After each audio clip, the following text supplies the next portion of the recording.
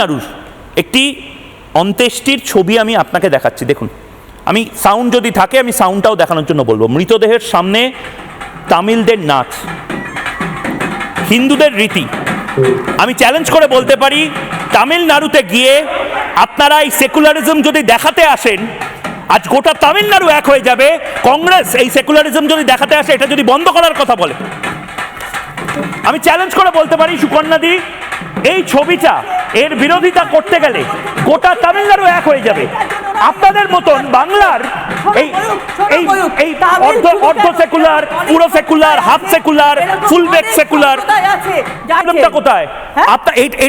এটাও সনাতন সম্প্রদায়ের একটি রীতিনীতি। জল সমাধিটাও সনাতন সম্প্রদায়ের রীতিনীতি।